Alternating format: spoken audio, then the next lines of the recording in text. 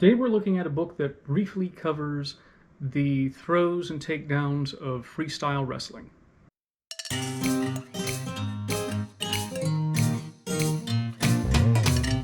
Hi guys, my name is Joe and welcome to Fighting Words, the martial arts library. On this channel I review martial arts books and talk about other martial arts related subjects. The subject of today's review is the throws and takedowns of freestyle wrestling. The author is Geoff Thompson. This book was originally published in the year 2001. As far as the author goes, Mr. Thompson is primarily known as a self-protection guy. His original background was karate. He has learned and been certified in an abundance of martial arts, including freestyle wrestling. Now, just briefly, freestyle is one of the two Olympic styles. What separates freestyle from the other style, which is Greco-Roman wrestling, is that Greco-Roman wrestling only really allows for above-the-waist attacks, so there's no trips, there's no leg grabs, whereas in freestyle, all that stuff is in. So you can go for tackles, you can go for trips, you can go for suplexes, you can go for hip throws. The book itself is relatively short. It's just under 90 pages. The intro and the chapter on stance and grip fighting are actually longer than any of the individual chapters on the various throws and takedowns.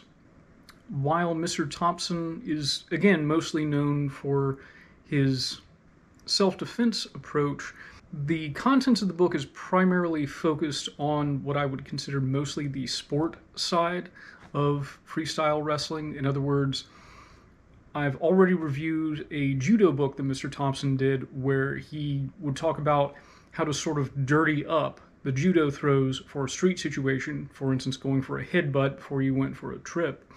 We don't really get that same vibe with this. With that being said, in the introductory section, Mr. Thompson does encourage the reader to find a good club in which they can learn how to grapple. He talks about how necessary grappling is, but he also cautions against making grappling your number one thing if you are a martial artist interested in self-defense. Chapter 1 is the chapter on balance and stance and gripping. Mr. Thompson notes that this stance is lower than the Greco-Roman stance. As I mentioned up front, in Greco, you're not allowed to grab the legs, but because you are allowed to do that in freestyle, the stance is lower in order to prevent those attacks to the legs. Mr. Thompson will discuss the importance of grip fighting, in other words, establishing a dominant grip. Unfortunately, he doesn't really go into a whole lot of detail about this. What he will show is various ways to grip your own hands, your own arms, in order to lock up the opponent, and of course a grip to avoid: don't ever interlace your fingers. In this chapter, he will also discuss off-balancing the opponent. He will mention multiple directions for this off-balancing, which reminds me a lot of the kuzushi from judo. Ultimately, solid grappling principles are solid grappling principles, and you're going to find them across the board. He doesn't get into specifics, but he does say that if you are able to off-balance your opponent, it will make going for these throws and takedowns easier.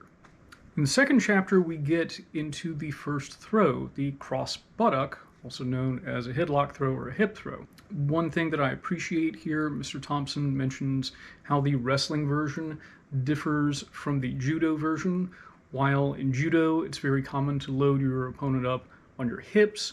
In wrestling, generally the hips are pushed a little bit further through so that you're loading your opponent up more on your lower back. The author will also show a few variations in grips, including an underhook grip and a headlock only grip. And he will show a few basic counters to some fundamental defenses. In other words, if you're trying to throw your opponent and he drops his weight down, you can counter that with an inside trip.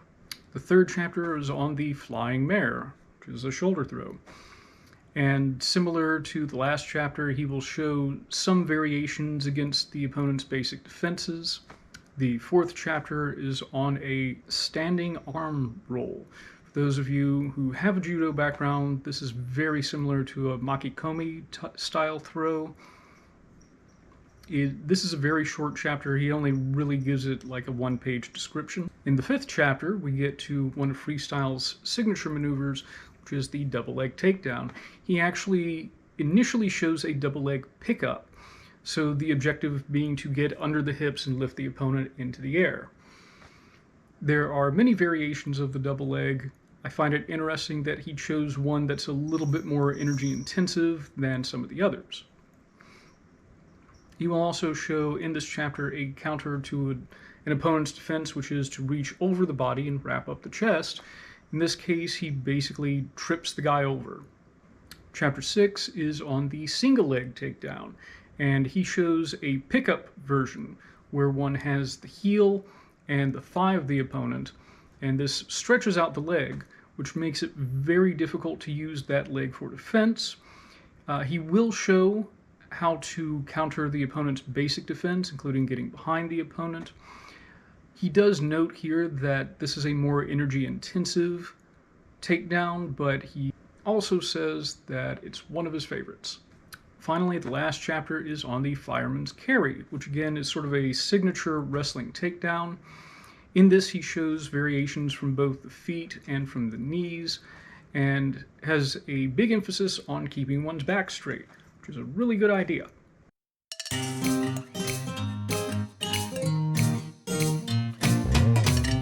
As far as the pros go, I think that this is a good introduction to the subject of the matter, which is the fundamental takedowns and throws of freestyle wrestling. I also appreciate how the author will show some fundamental counters to the most basic and common defenses that the opponent may throw out.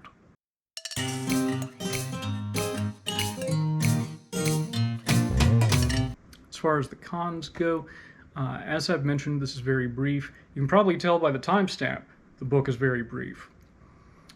So I don't know how much of a con it is to say I really wish there was more of this book to read, but there it is.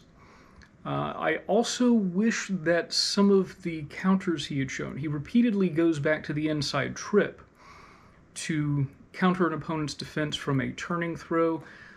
I wish there had been a little bit more independent detail on that. The inside trip is actually a really good technique on its own.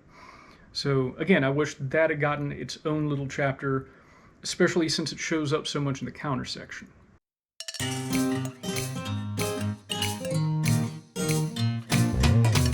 As far as recommendations go, one thing that springs out to me, it seems to me like he's coming at this from the perspective of a judoka, just based on some of the format that he's put out.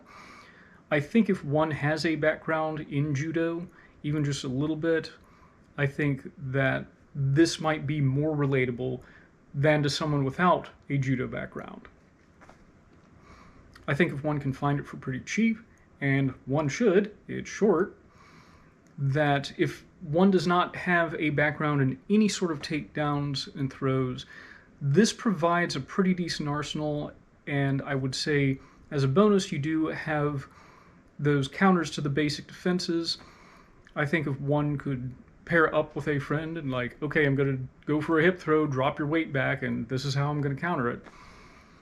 I think just drilling with a partner just based on some of the stuff here could provide someone with some really solid fundamentals as far as throws and takedowns go. Well, that's all I have for this week, guys. Thank you for following along with me. If you would like to support the channel, or if you'd like to sponsor a video for me to review, please consider donating to my Ko-fi account. I'm going to put a link to that in the description. If you like what I do, please give a like, and feel free to subscribe. Right now I'm putting out videos every Friday, also shorter ones on Tuesday, and also every other Monday.